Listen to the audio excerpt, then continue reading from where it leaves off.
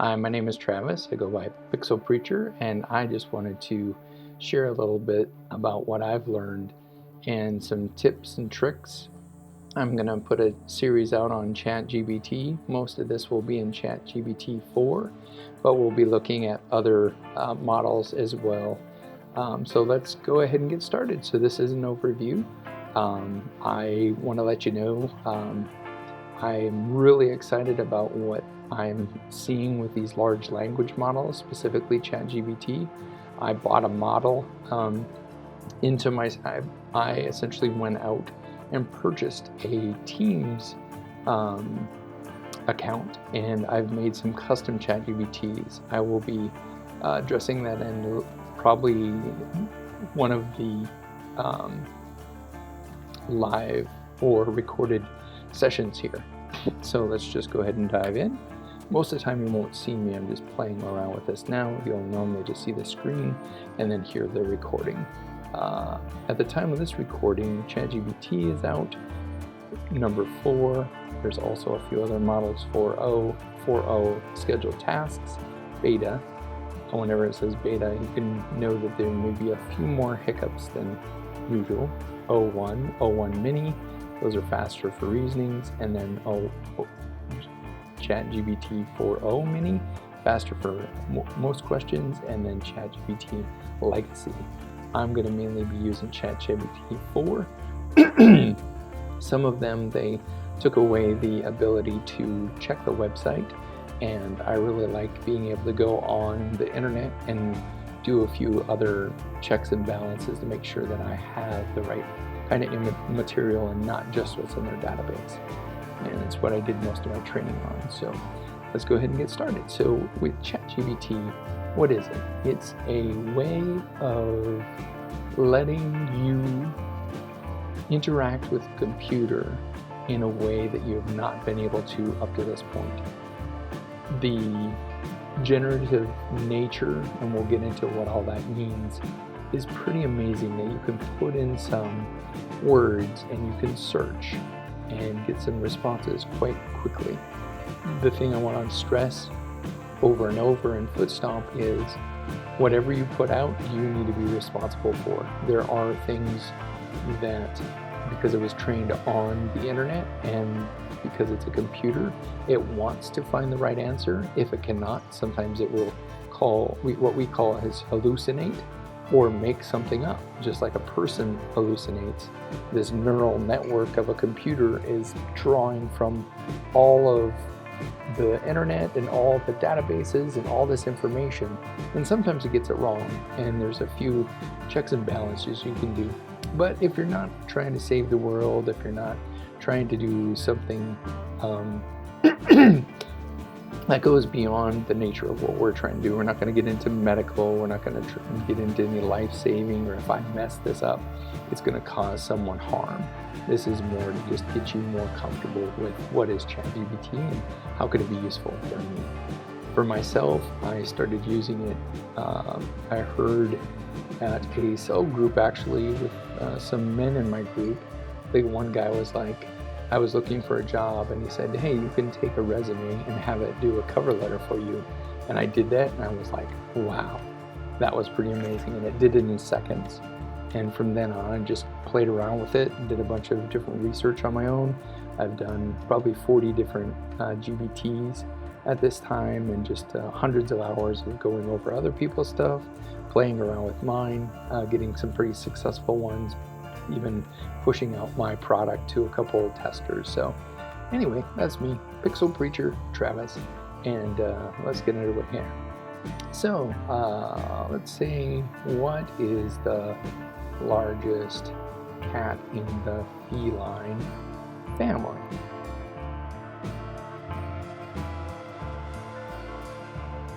Okay, it says that this is about a 660-pound Amur tiger. Okay, what is the second most largest? Okay, this is a lion between 330 and 550. Okay, so this is just having some fun. So let's see, what was the temperature in my area 5 years ago.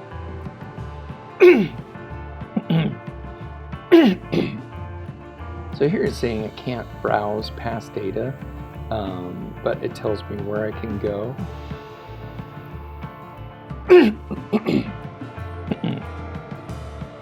Okay, so here's giving me W Underground and weather.gov. Okay, and what is the closest video store? Okay, so it's just giving me different things that I can use. It's not telling me exactly, but it's giving me some information. So let me just see if I can change a model and see if we'll get anything else.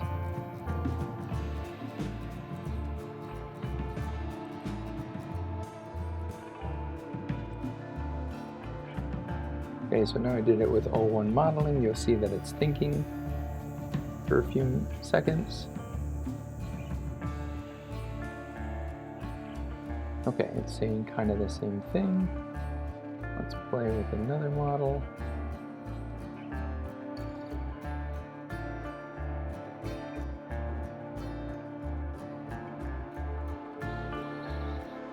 So this one's searching the web. Oh, okay, so it's saying in Omaha, Nebraska. Pick that place.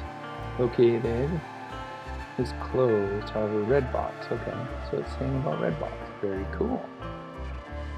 So, zoo. It said something about Omaha, Nebraska. I heard there's a good zoo there, so let's see what we got.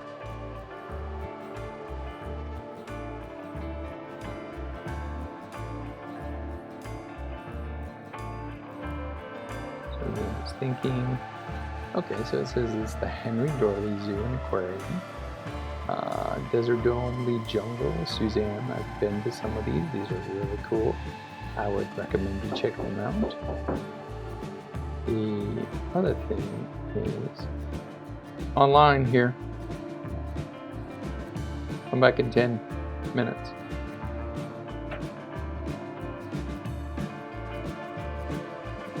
So 10 minutes. So sorry, that was a distraction here. I'll get back to you. And then, so the zoo tells me that, let's say, more about the desert. Please. And saying please and thank you is very helpful. It's been trained on our communications and everything, and over time it actually does. Some research shows us that it's helpful.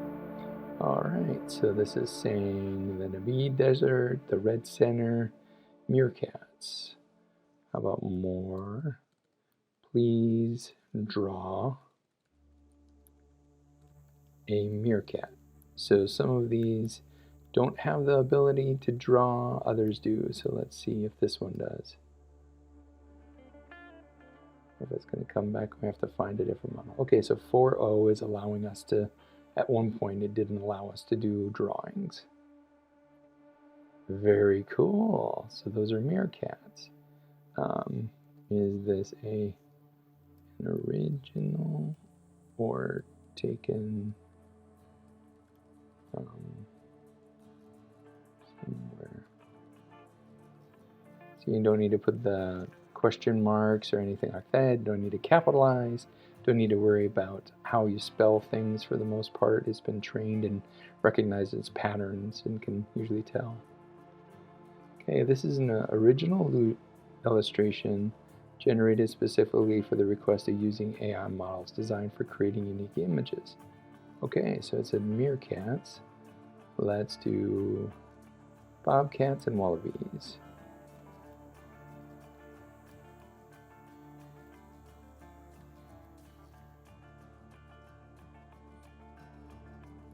Circle around it.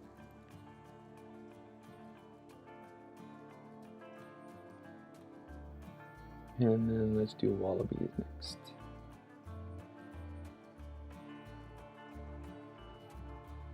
There's a circle. Okay, cool. So I can say, come back in 10 minutes.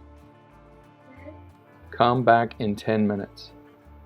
Okay, so there's one wallaby, one with a blue triangle. So I'm just kind of having fun making these little things. You can get really specific about it. I'll show you some of those hints later. This is just showing you some of the power of how fast it can draw these things out. I don't see the with a blue triangle around it. I'm not sure I see the triangle. I'm not sure why, but I really do like that one.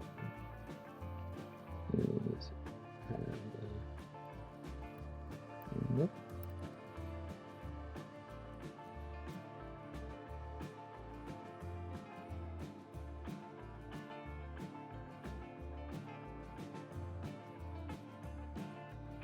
Okay, that is not a triangle. So as you see, there's a little bit of issues with knowing what things are what. I don't say triangle at all. Sometimes it has some issues in terms of shapes, but as you can see, it did a pretty good job with bringing this wallaby out. It did a good job with this bobcat, and the meerkats. I really enjoy watching them when I do go to some zoos. So, and you can download this, you can play around with it, you can get into it. So this is just a quick overview. So we essentially started with how big is the biggest cat, and then we went to the lion, and then what kind of weather do we have, telling me about the Google Maps, and then to check on other places. Then it brought up something about the aquarium and the zoo. So it brought up Omaha, so we looked in Omaha if there was a zoo, and then we went into it. So as you can see, it just kind of helped us go from one topic to another. Another thing, if you were to get really specific with this, you'd want to do a new chat. So if I were to say, please draw the same wallaby, it does not remember what it drew before, because now you're in a different chat window. It's almost like you have a different chat, like you're talking to Best Buy or something like that. See, it looks nothing like that. And let's see if I put what is the biggest cat, what kind of answer we'll get, or feline, I guess. If it says cat versus feline, let's see what it says here. So I do recommend, if you do change some topics, that you do a new chat. There is a way of letting it remember what you had done from previous times. I turn that off because I've asked it all kinds of different things, and if I want to, I can just copy and paste it. I also use iMac most of the time, so when it comes to notes, I like to just copy and paste something that I really enjoy. I'll copy and paste, or even download the pictures if I really like them, and then put the date, and then I'll also put the model, because as you can see, there's more than one model, and they do work in different ways. So I think we'll wrap this one up. So I really appreciated you watching this. Hopefully it was helpful for you to just get a start. So thanks so much. Until next time, it's Travis signing off with Pixel Preacher. Till next time.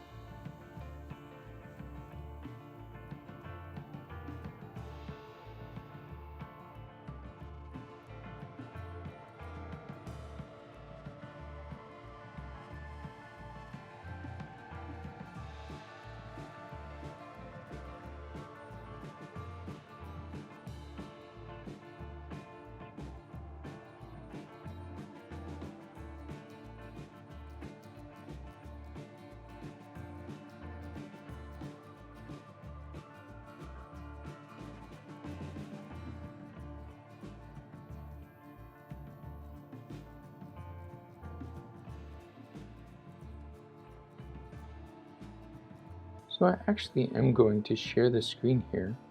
I'm playing around a little bit with the ability to see what this thing does in the back end. And as you can see, I'm using Audio.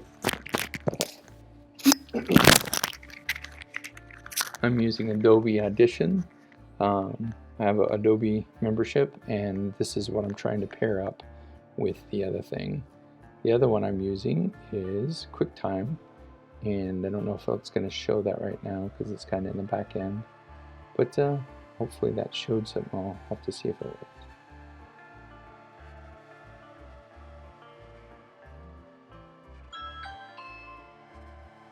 Alright.